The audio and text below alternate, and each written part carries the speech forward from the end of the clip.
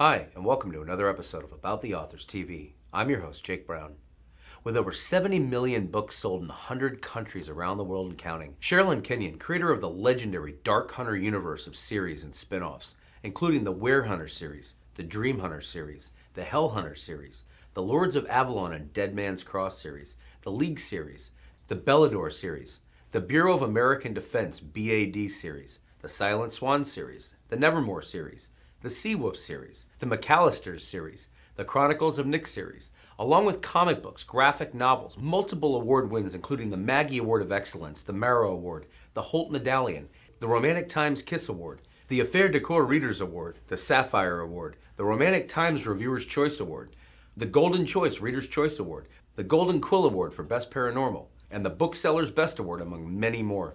In 2021, Deadline.com reported on her legacy of singular achievements that since her first book debuted in 1993 while she was still in college, Kenyon has placed multiple series on the New York Times bestseller list in all formats and genres, including manga and graphic novels, and has more than 70 million books in print worldwide. Over the years, her Lords of Avalon novels have been adapted by Marvel, and her Dark Hunter and Chronicles of Nick, appropriately credited by Vulture.com as one of the world's most successful authors of paranormal romance. Book Riot recently quipped that I sincerely doubt Kenyon needs an introduction. She joins us today to unravel it all. Sherrilyn, thank you so much for taking out time to be on the show. Oh, pretty good. How are you doing? For your fans around the world and your viewers who just might right now be discovering your epic catalog, can you take us back in time in your creative mind to the moment the legendary Dark Hunter universe was first born into your singular imagination? It was in college, and I was having to work, ironically, about this time of the year. It was Halloween time, and I was assigned a series of articles to do for the school paper, and they were on Halloween and origins. And so I thought I would get some bonus points and talk to my professor, because, it's always a good idea. And I was sitting there in the professor's office, and I'm asking him, trying to sound, I'm 18 years old, and I wanted to sound like I knew what I was doing. I'm like, I've been doing all this research, and I have found that all the vampire myths and werewolves and all this go back to ancient Greece. And so I'm wondering why nobody has ever thought to do anything with vampirism and, the god Apollo, because he's god of the sun and he's god of plagues. And my brain clicked in that moment.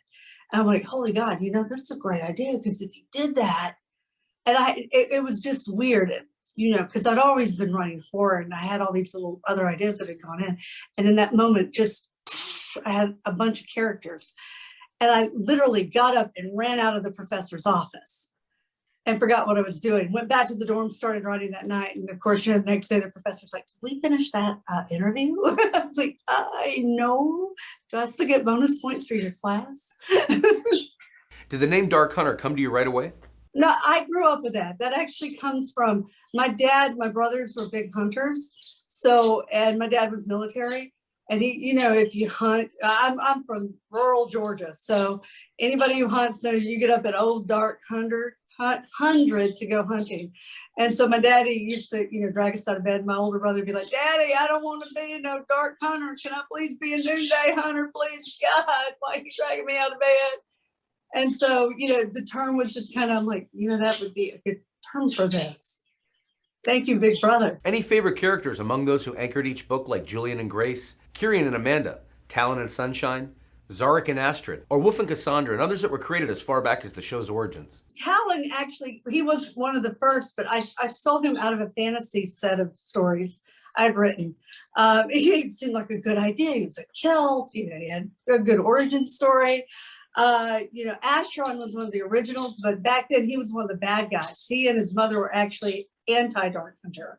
So when I started to do the novels, oh gosh, 4 or 5 years later, I'm like, he works great as a bad guy, but I think he would work better if I stuck him with the good guys, because they need a leader. They were not very organized when I was doing shorts. I was 18. I didn't know what I was doing. So I was kind of winging it.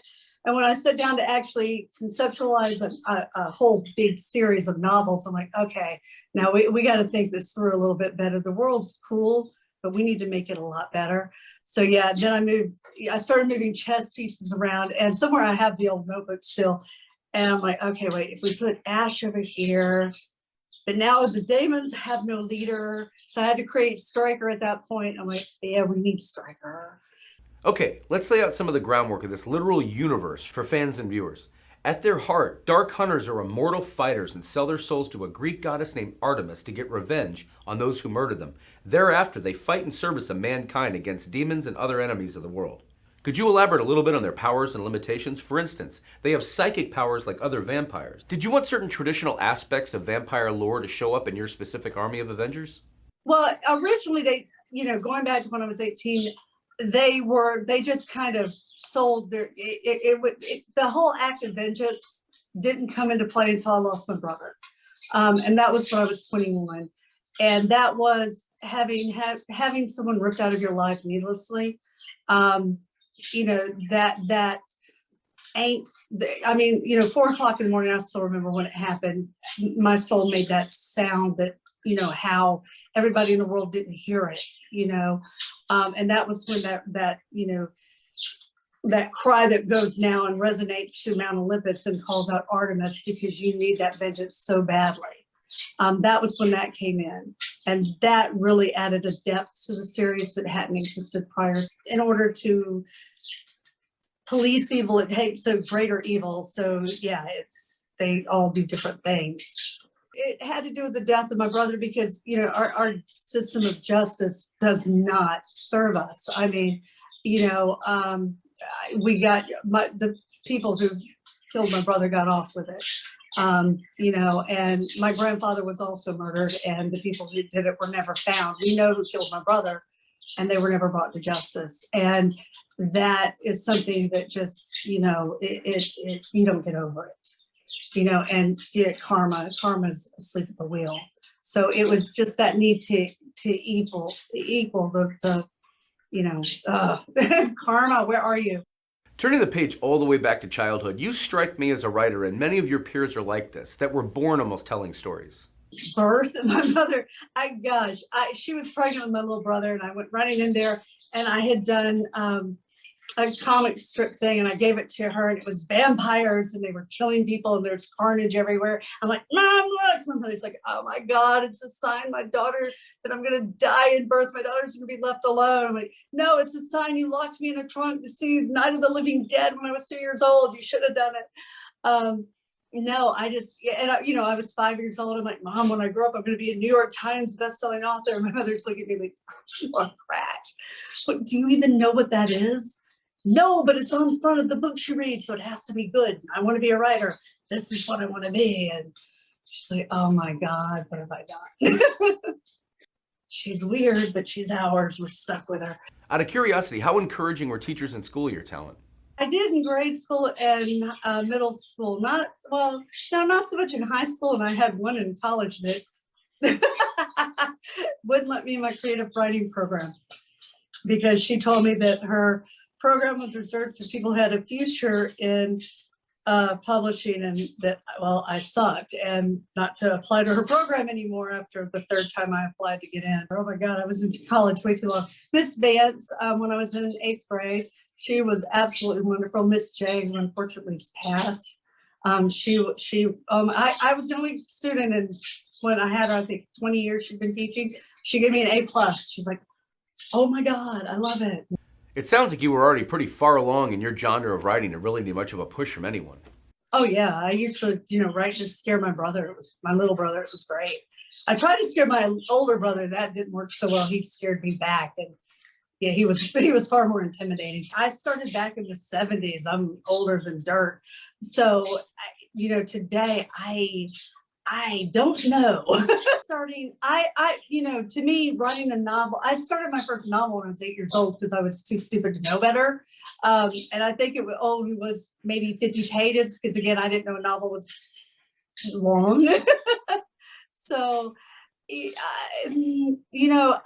I cut my teeth on short stories only because that was a very comfortable format, and it was something I could do quickly. Especially, I started selling when I was 14, and it was a way to get quick money. And back then, there were a lot of magazines and such that we don't have anymore, sadly. I mean, I think you can still sell them online, but I don't really know what the market is today for short stories, but back then, there was it was such a rich marketplace. Oh my gosh, can I remember them all? There was like sort of Shahrazad, there was Marion Zimmer Bradley fantasy. God, what were all the magazines back then? Not Fangs. It was a small press. It was a little tiny one. They paid in copies. Oh, Night Owl, I think is what it was called. And then there was Cutting Edge, which is what I edited for God, I did a story a month for how long was it there? 1.5 to 2 years that I worked for them. There was sort of Vengeance, which was an interesting little magazine. Gosh, there were just tons of them back in the day. Now, you had a pretty cool second job to writing as much as you were, and that was being a late night disc jockey. Please tell us about that. I was. Yeah. I mean, I did. My son said, "Why were you doing all these jobs?" I had to eat. I would sell it for every, I don't know, 200 things I would send out. I might sell 2.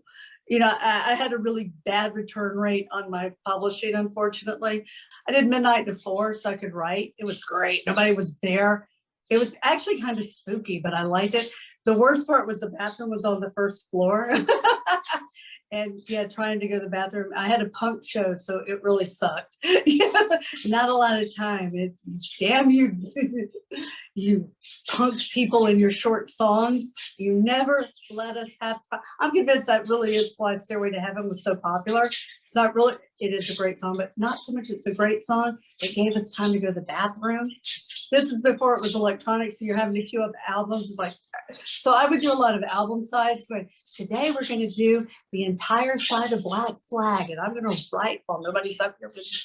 Taking your generations of fans all the way back to 1986, when the root stories of this series first started appearing in magazines, and eventually made their way into a full-length book, that must have felt amazing holding that first one in your hands, especially given how far it's expanded into new worlds over the last 4 decades. It was incredible. I mean, it took, 9 years to sell the idea because nobody knew what to do with it. I think I just sat down and cried. It was so surreal to me. With early novels in the series like Fantasy Lover, aka Dark Hunters, Night Pleasures, Night Embrace, Dance with the Devil, and Kiss of the Night, it sounds like these were essentially therapeutic for you then. And they still are. I mean, life has, as my brother says, when has justice not failed us? It really is. I mean, that has, life always has inequality to people. Your imagination must be like a movie screen as you're writing. We've got shape-shifting werehunters, dream hunters, and hell chasers. Did you visualize each of these as you were writing them? And did they each take on their own world, essentially? Well, they do, because, everybody has their different origin. So you're stepping into that particular character, to me, I can't write the character until I know who they are, until I feel their pain and I know where they come from. So, if I'm doing, and it depends on what kind of werehunter, because if they're Dracos, they're very different than if they're a lycanthrope. So I have to be that particular, and I have to know where they came from, what they're facing, and what their problems are before I can ever sit down and write them. They have to be real to me. If they're not a fully formed real person, then I don't write for plot. I write for that character. The plot comes out of their problems. Well, werehunters, they come out of, they were cursed by the gods. You've got the ones who have human hearts and they've got animal hearts, and they're constantly at war with each other. So they are condemned to hunt each other, to kill each other, and to be at perpetual war. So they have their own mythos. The dream chasers they're Greek gods who were cursed again by, it sounds similar, but it's really not. One of them played a prank on Zeus, and then Zeus cursed them to have no emotions. So, and now as the series progressed, they've got their emotions back, and now they're having to come to terms with, for centuries we didn't have them, and now we're not real sure what to do with them. And then you have the hell chasers, who were all condemned to various levels of hell, and you've got Thorn, who was the son of the great evil, who bargains to get these condemned spirits out so that they can redeem themselves. And if they don't redeem themselves, they have to return back to where they come from. I mean, now I'm playing in Japan. My son and I are working on the Secret War. So I've got a whole new mythology and lore to explore and know it, and when I was doing Dead Man's Cross, I got to go and play with, the West Indies and West African lore. And no, it's the world is so great and so rich, and it's just the palette is so much that's out there, and that most people never really touch. I mean, people tend to stick to Greek or Norse, and to some degree Celt, but there's so much more that's out there. As this literary world of yours continued to expand with the Lord of Avalon series, consisting in early volumes of Sword of Darkness and Night of Darkness, and the Werehunter books, whose earliest novels included popular titles like Night Play and Unleash the Night, what was the most exciting part of being able to go anywhere your imagination took you as you expanded the Dark Hunter world outward and it became more and more popular around the globe? Whenever I do something different, like Dead Man's Cross, it's like, are the fans going to come with me because it's a little different? I went into Golden Age piracy, and so there's that fear. The Dark Hunter series is urban fantasy set in, mostly, it's not all set in New Orleans, some of it's set in Alaska or, Minnesota, but there's always this fear, are they going to come with me? Because you never know. I mean, it's the Dead Man's Cross books have a different tone to them. They have a different vocabulary, or the Dream Hunter books are, everything's a little different. So there's that nervousness of, am I going to jump the shark? Please don't jump the shark. Please come with me.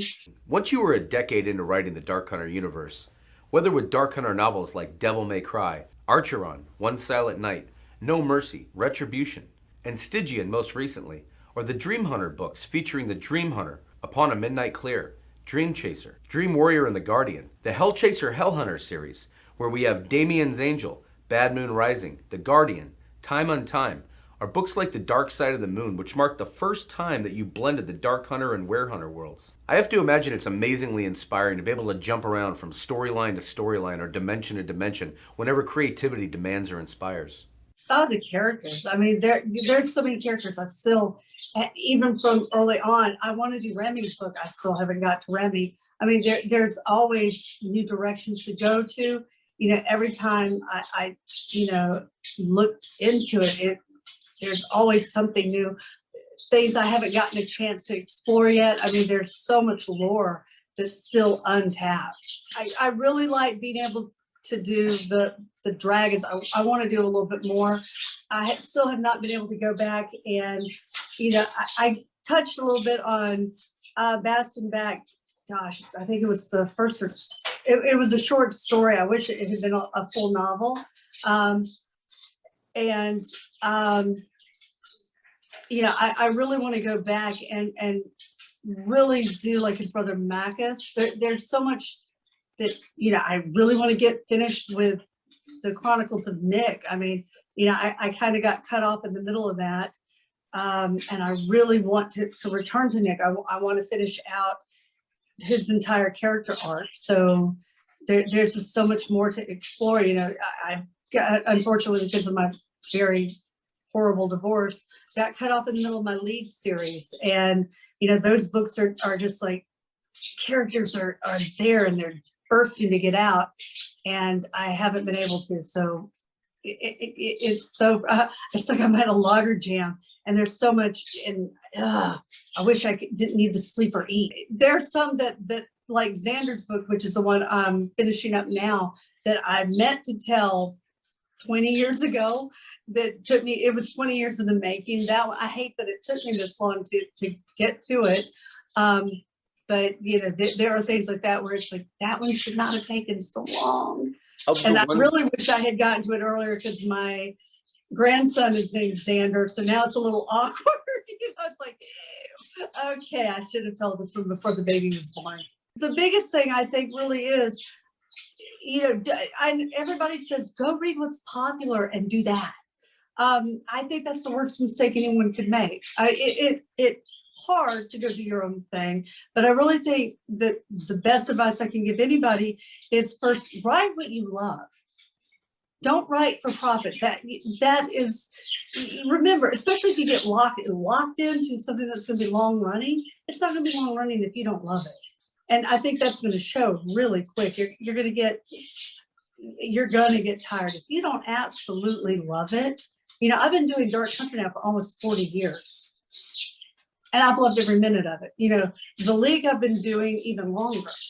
And there's not 1 minute of my life I would not trade. I mean, these are my kids, they're my family. Even when I'm not writing, it's like, oh, what's Kenyon doing? Oh my God, his kids are driving me crazy. This is great. You want that happiness. Why are you writing if that's not it? So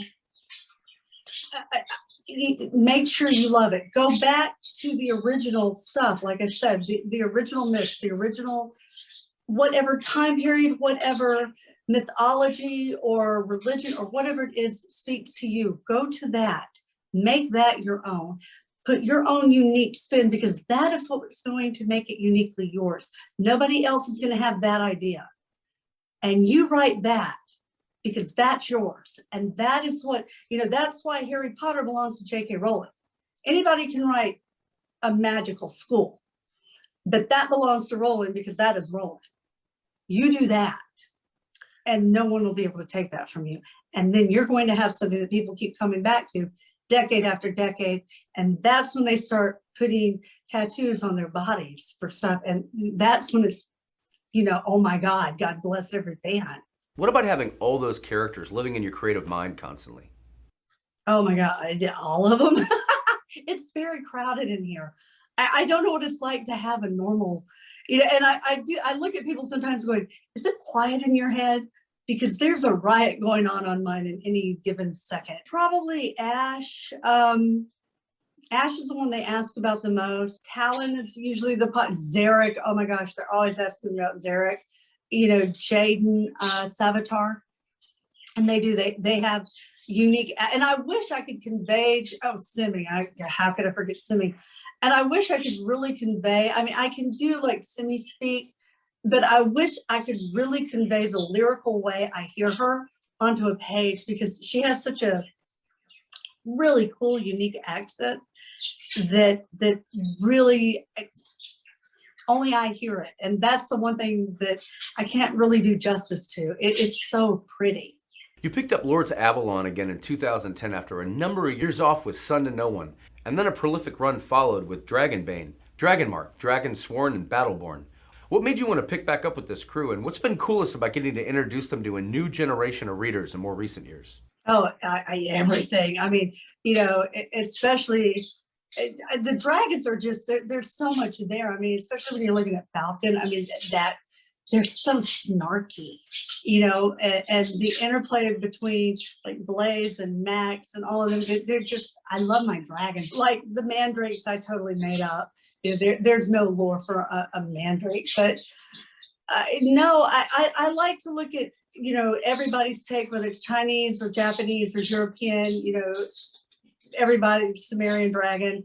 And then, so you've got this to play with, and then what can I do that will make it unique and put my own spin on what's comfortable.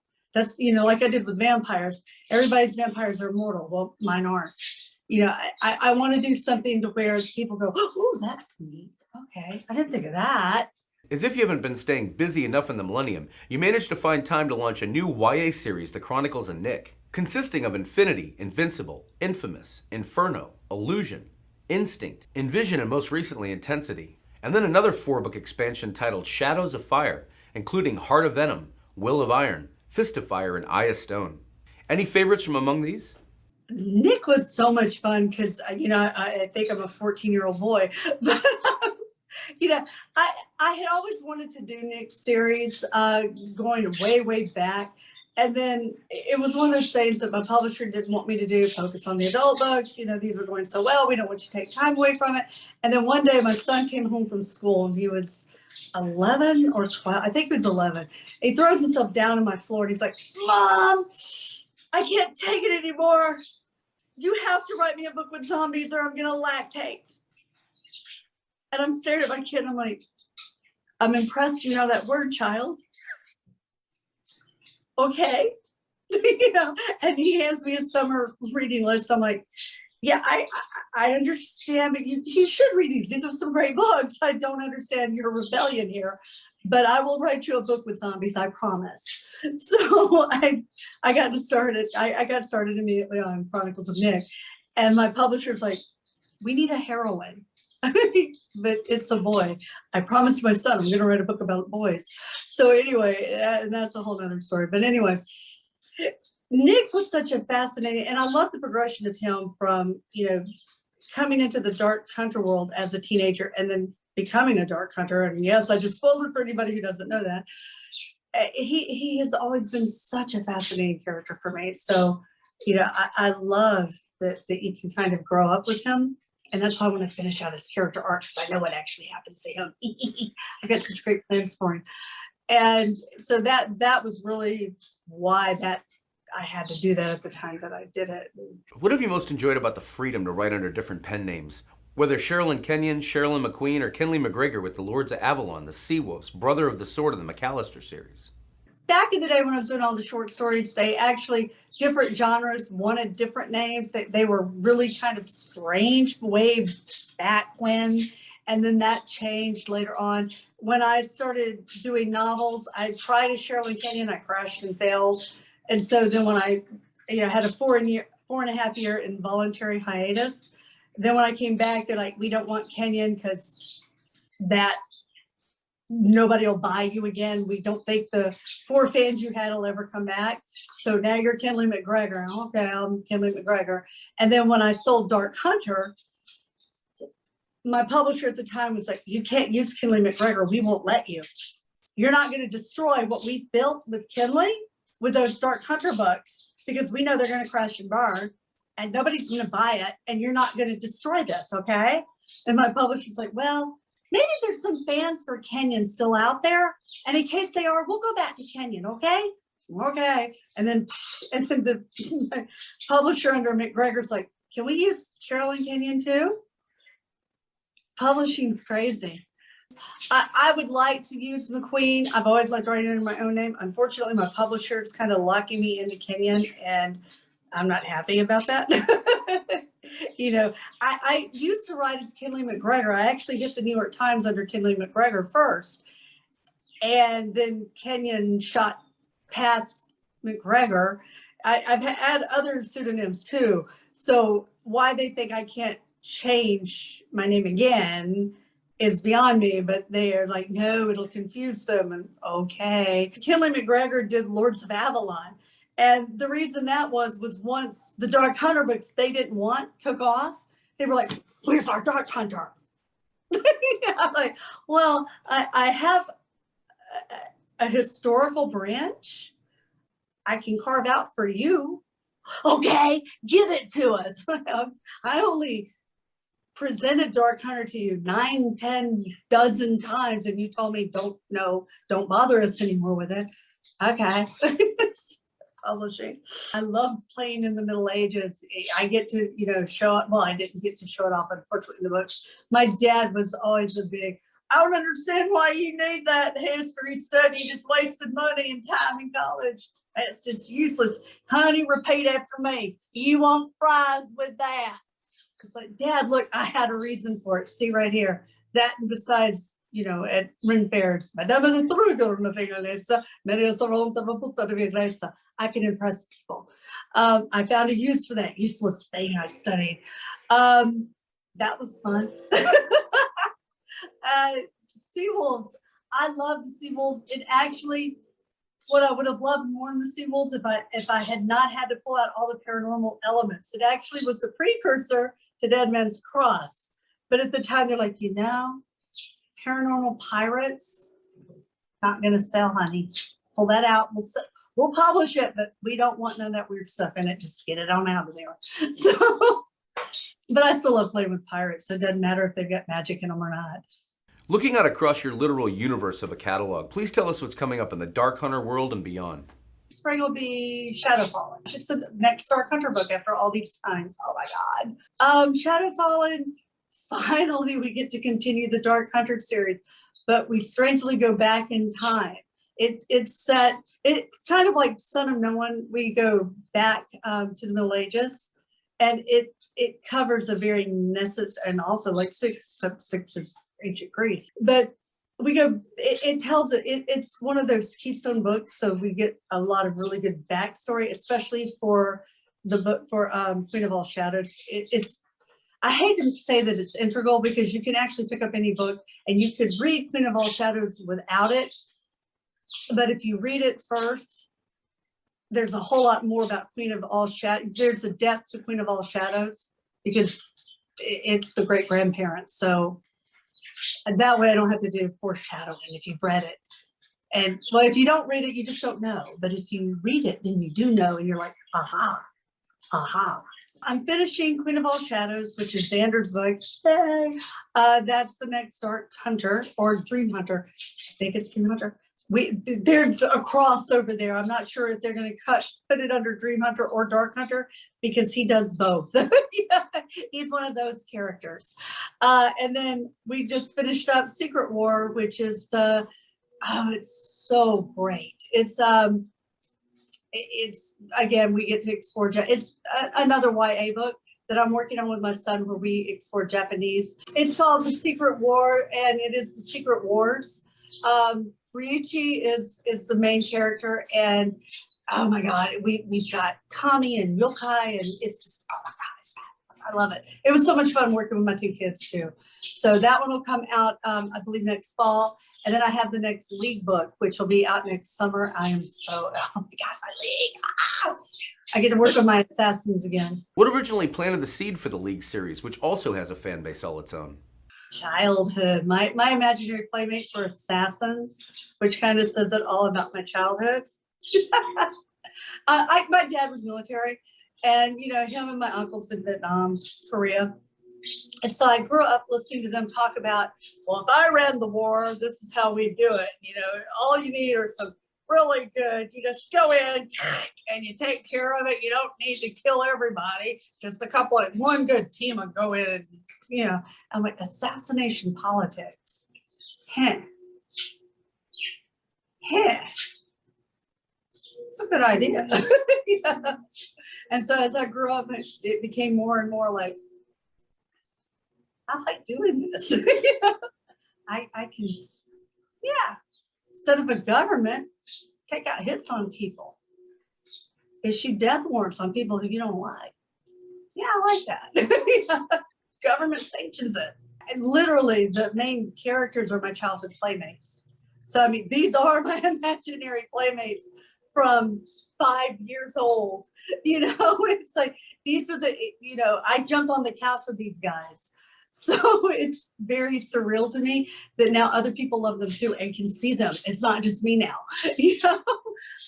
That's probably the neatest aspect of it, because they have been with me for so long. I mean, they really are. They're me in a weird way. Well, there's Nick, Nicarian, Sin, and gosh, all of them. Darling, well, the fact I named him Darling tells you I was 5 years old. But yeah, they're all so much fun. What's the newest upcoming book in the series titled? And would you tell us a little bit more generally about your titling process? Born of Blood. Sometimes I don't come up with them at all. I'm not really good at titling things. It depends. Usually when I'm working on them, I just name them by the character. As an author myself with some expansive life stories and memoirs and anthologies, I still cannot imagine mapping out an entire universe. Are you a traditional outliner, or do you more like to wing it? Oh, I wing it. Which is, my son's just like, oh, my son's a plotter. He's like, oh. Working with him with the book is fun. He's like, you just destroyed all my notes. Honestly, no, I do, because there are things that you put in there. And this is what with my son, because he's, like I said, he's 26. He's just getting started. And he's very dogmatic about, it's not in the outline, we can't do it. I'm like, no, you need to trust, because I think there is something, I hate to say magical, but magical. And like you said, I think deep in the subconscious, your brain knows where it wants to go, and the characters are going to take you there. So there are these things that happen, and then they make sense if you will just trust yourself. That's why I don't plot. Again, because I've been doing this my whole life, and I like to think that by now I've learned what I'm doing, although sometimes I don't think I do, But yeah, I think that subconsciously there is a roadmap and the brain will take me where I'm supposed. But I've tried that with driving. It doesn't work so well there. Whether with Swords of Darkness or The Night of Darkness, you must have a blast turning this world into comic books. Well, I wanted to be a sequential artist in college. I tried. I was actually that art student that made the other people feel good in my art class.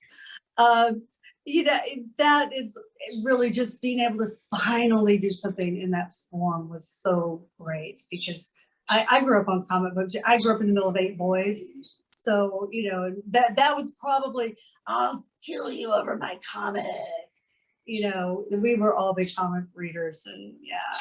So What, now I get to go, I got my own, and these are really mine. My name's on it for real. You have to be much more succinct. Well, it's like music, right? My brother writes songs. You got to tell a story in 3 minutes. That you have to be very, very succinct. And again, you're telling it visually. So, and being able to, especially if you're not the artist, being able to convey to the artist, okay, we need this frame and that frame, and you have to, it's a whole different way of thinking. So yeah, it's not close to the same thing as, what is it Mark Twain said? Forgive the length of this letter. I didn't have time to make it short. what have you yet to get out of your head and onto paper you'd still like your fans to read one day? Infernal Affairs. I'm wanting to get to it. I'm hoping to get to that in the next year or two. It must be almost surreal to have your own Dark Hunter convention. Oh, it was we sold out in less than 10 minutes. Whoa, we crashed servers. It was great. Meeting the fans. Really, the best part was always meeting the fans. And getting to know them. That really is, and wherever I go, one of the things, at the bookstores and all, that everybody comments on, we're like family. And to me, that's what my readers are. They're family. They are important to me. And just being able to meet them and spend time with them. Because, at book signings and stuff, you get 2-3 minutes if you're lucky. And big events, it's like, hey, across the room. But, something like that, you actually get to spend time with them. And that is what I really love. I like getting to know my fans and having more than 3 seconds with them or 2 minutes. That and being back out there to meet the fans. Things are finally opening back up again. And, I did drag. Oh my God, I got sick at Dragon Con right the day of the signing. I couldn't believe it. I didn't get COVID, but I got bronchitis. So the one that I was waiting to go meet fans and then I got sick. But then I got to meet them up in Maryland, which was wonderful. What sort of advice do you give those among them who say that your books have inspired them to want to follow in the same footsteps? I never had any kind of writer's block. And, I always thought, what are you even talking about? Until the divorce. And then it's like, no, it's very real because that, for 3 years, I've not been able to really do much of anything just because because I've written through my mother dying of cancer, my dad dying of cancer, my son in ICU. I've written through some pretty hard blood, being homeless, I've written through. But that was the first thing that really the death of my brother stopped me dead in my tracks for a couple of years. But aside from legal stuff, obviously it's the legal courts that stopped me. Yeah, so no, writer's block can be real. And that's one thing people keep asking me, well, how do you get through it? It's like, I don't know, because I couldn't write anything. Wow. How did it feel once you found yourself feeling like you could start writing again? I literally sat there and cried. And I still remember that more so than anything was right after my brother. That literally was, and it was a floodgate. And today, now, it's weird because after Buddy, with Buddy, it was a floodgate that didn't stop. Now it's coming in spurts. I'm still not back to where I was, which is kind of weird. It's like over the weekend, I did 50, almost 60 pages in 2 days. But today I did nothing. So, so it's kind of odd that now it's weird that yeah, I have, and I don't know why that is. It's like, where are my before all this drama started, my average day was 25, 30 pages. And I can't seem to get back to that consistently now. And that's very frustrating for me. In closing, after writing successfully across so many genres throughout your amazing career of nearly 70 million books sold in 100 countries around the world, which would blow anyone away, does it ever stop and make you shake your own head? Stunning. I mean, it's humbling. You know, end of the day, I grew up in a house that we had duct tape cardboard windows. I mean, yeah, my daddy used to talk about, honey, the little acorn travels a little further from the tree each generation. And I wish to God he'd lived, him and my mama. My mom died right before I hit the New York Times. My dad died right as my first book came out. And I would give anything if they'd lived to see it. I owe everything to them and to the fans. And I didn't get here alone. And, God bless every fan out there. Sherrilyn, it has been an absolute pleasure having you here with us today. Thank you so much again for taking out time to be on About the Authors TV. You take care.